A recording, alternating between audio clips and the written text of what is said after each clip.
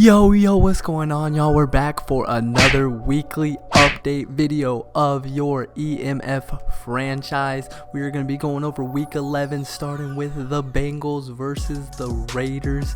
Kicking it off straight from the get-go. An out route to AB for touchdown. He scores a lot of those out routes. I swear I see one every week in these videos. Now, going back on offense, the Bengals gonna find Joe Mixon and hand it off to him for a nice little run there. Next drive, AB again in the end zone. He's the main source of their offense. Here we go, Joe Mixon running out to the outside, making a few people miss, getting a big run there. It's only gonna lead to 3 points though, but they're only down by 3 with 3:22 remaining. They do get the ball back, trying to make something happen, and finds John Ross over the top. Raiders tried to get aggressive and get the pick there, but it's gonna cost them a touchdown now, and they're gonna go down 17-13, but they're gonna respond as they also bomb one down the field with 39 seconds left. Now, with only 39 seconds, he was able to drive down the field and put it in the end zone. What a high offensive game this has been, and how it's going to continue as Josh Jacobs is going to find a hole and go all the way for a touchdown and take back the lead. Back and forth all game. That's how it went. And Joe Mixon's going to get his third rushing touchdown of the day. What an open hole. What, keep it going.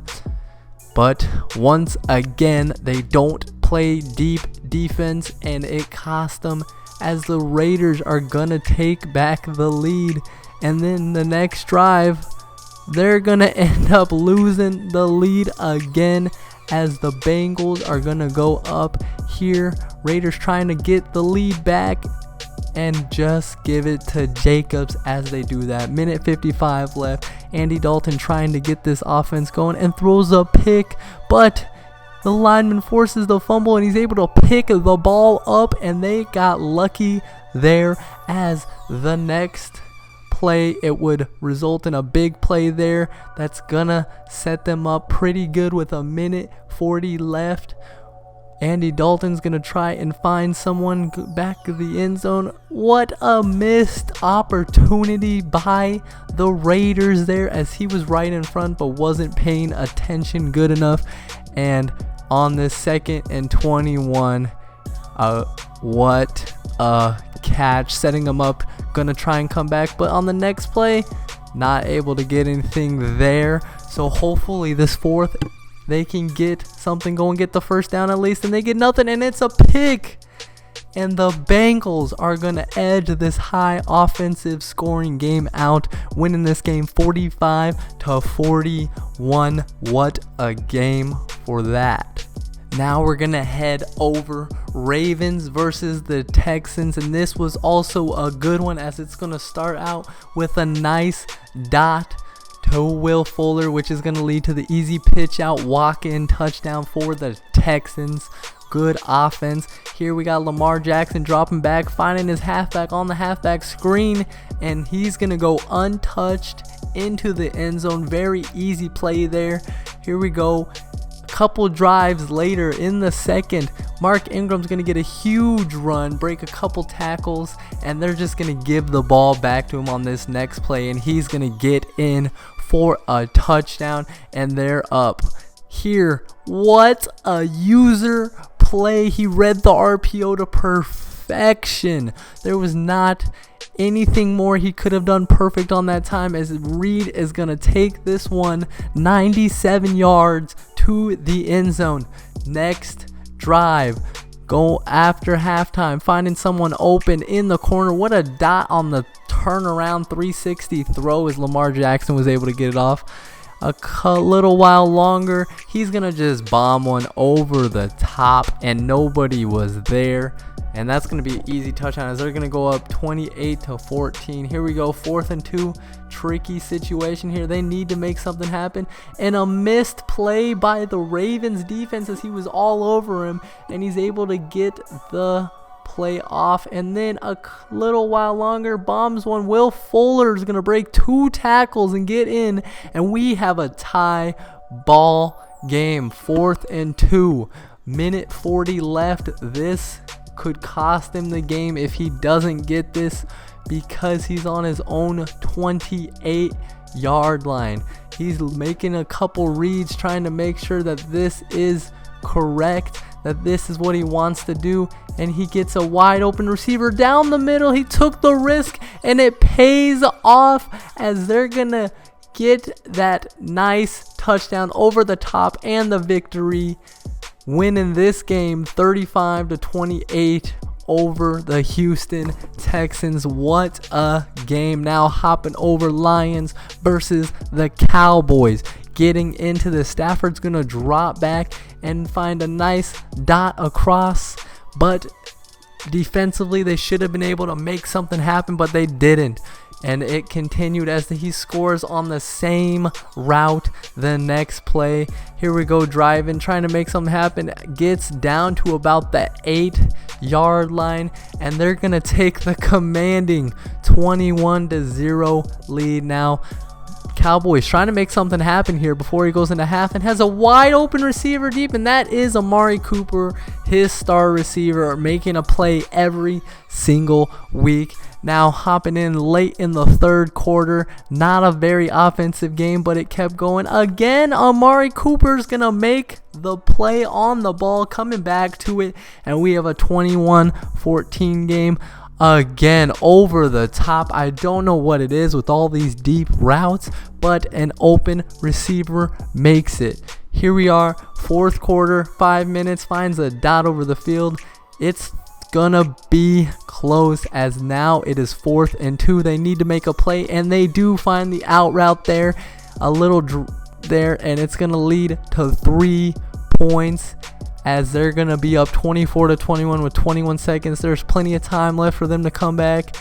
He's gonna bomb one deep, and nothing's gonna get made, and that's gonna be it, as the Lions take this one 24-21. What a good game that was. As we go look around the league, we got some good games this week, including the Buffalo Bills versus the Dolphins, as they're gonna take the 25-15 lead. Also, the Broncos were able to bounce back after their game of the week loss, winning their game 41-17, completely dominating the opponent, doing what they needed to exactly to keep that division interesting. Also, we had the Saints and the Bucks, the teams I was keeping an eye on secretly, because the Bucks were on a win streak, keeping it going, trying to stay in that division, and the Saints did what they do to their division rivals and destroyed them 31-19,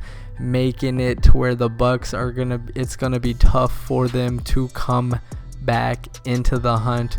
We also had the game of the week there. Rams are gonna put a beating on the Bears, as they're gonna win that game 49-35.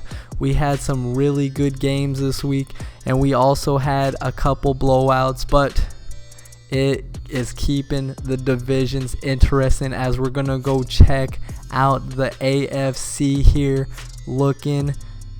We got some close divisions, man. Go over to the AFC North. The Browns continue to dominate with that 10-0 record. If they keep going the way they're going, it looks like the Ravens could have a 14-2 record and be in a wild card situation, which, if you ask me, that's kind of unfortunate for sure, because the Browns are just doing that good this season. Now we also have the Bengals. They're 6-4. They might be a little out of the playoff hunt, but they still have a chance if some things happen. Over to the AFC South with the Colts and the Jags. They're one game separated now, as the Jags are going to take a loss this week and the Colts are going to get a W. The Texans and Titans, I feel, are completely out of it. I don't think there's anything they can do, as they're just too far out of it to come. The Titans are definitely eliminated already, but keeping things interesting between the Jags and the Colts for sure. We don't know which way the division's gonna go, but it'll be something we're keeping our eye on for the last 6-7 games of the season for sure. Now checking over to the AFC West and the East. The West is gonna be the division to watch over the next couple weeks for sure, as we have 3 teams all able to take the division. Nobody's dominating in this division too hard. Even the Chargers, if they had some miracle run and these other teams lost, could win this division, but not likely, as I believe the Chargers will be tanking the rest of the season and trying to get themselves a decent little draft pick. But Broncos at a 5-5 record, keeping things interesting with 6 games remaining for them. With the Chiefs and Raiders, they will be facing off not this next week, but the week after that, and that is really gonna see who's gonna take this division more, depending on how the Raiders game goes next week will really decide, because the Chiefs are gonna be on a bye, and if the Broncos can get a win and the Chiefs get a loss, all 3 teams will be at a 6-5 record, and the division could be going to anybody. Now hopping over to the East, I'm liking the Buffalo Bills taking that division. They are at the top right now. The Patriots are close to them, but I feel like the Bills are just too good right now going into it.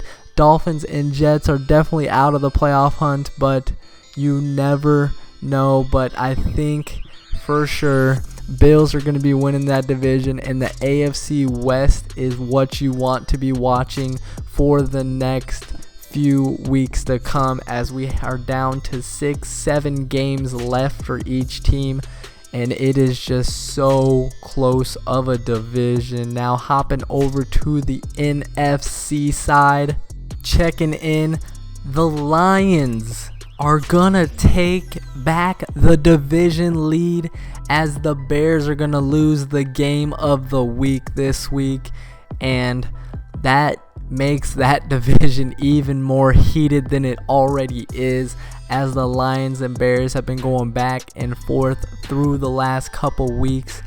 I'm not sure who's gonna fully take that division there, but with the Bears losing this week and the Lions winning, they have the lead. Over to the NFC South, there's a few teams that could make a wild card there. The Falcons and Bucks are both tied.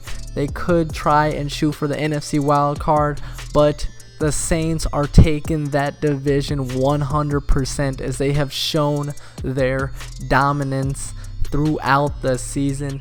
This week they put the Bucks in a show, as they pretty much knocked the Bucks away from having a chance of the division at all. Unless some crazy stuff happens, the Saints are gonna be taking over that division, and the Panthers are most likely gonna be rebuilding the rest of the season and trying to work towards next season. Even if they won all 6 games remaining for them, they'd be at a 9-7 record, and I don't know if that's going to be good enough to get in the playoffs, even though it is very possible.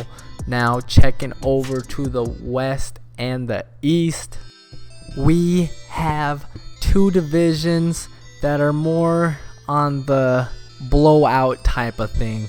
So we have the Giants over there in the East, and they're definitely going to be taking this division. I feel like Cowboys could be sneaking in that wild card spot, and we could see that Giants and Cowboys rematch, as the Cowboys did give them the first loss of the season, but you don't know what we're really going to see coming up. The Cowboys need to win a couple more games to really make sure that they have that playoff spot.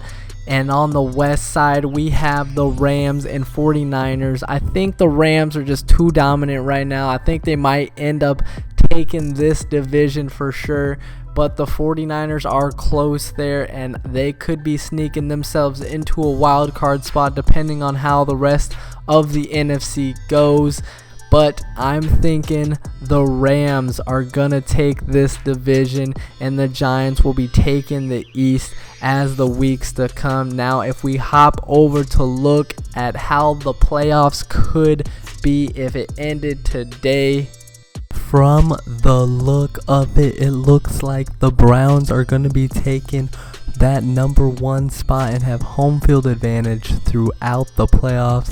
Jaguars are getting that close second. They could possibly lose it to the Raiders or Bills though if they don't keep things going. Unfortunately, the Ravens are in the same division as the Browns, so they're going to be sitting in that wild card spot, which is just unfortunate for sure because they're playing very high level football and they are at an 8-2 record. The Bengals are keeping it in there. They have some head-to-head wins over some of these teams, but if you look in the hunt, there is a lot of teams that still have possibilities to sneak in that position where the Bengals are, and I like the odds of some teams, but we will find out over the next couple weeks what happens on this AFC side. Now hopping over to the NFC, there is a couple things that could happen over here as we have the more dominant teams on this side. It's a lot closer, but that's between a couple teams. Now the Giants, Rams, Saints, and Lions could all secure that #1 spot over here and get the home field advantage, but you don't know. But I think it's probably going to be those 4 teams that take the divisions, depending on how this 49ers play the next couple weeks that are in the wild card spot with that 73 record, as well as the Cowboys there. In the hunt, we have the Bears, Bucks, Falcons, Packers, and Vikings. There's a couple teams in there that really need to get wins going, like the Vikings, Packers, Falcons, Bucks, because they've been on losing streaks. But the way I see it, we could be having any of those teams in the wild card spot, dependent on how these next few weeks go. Now that is going to be all for this week's EMF weekly update. I hope you guys enjoyed. This is your power rankings going into the week, and I see a lot of teams sliding up and down this for the next couple weeks, so just keep an eye. Thank y'all for watching, and peace.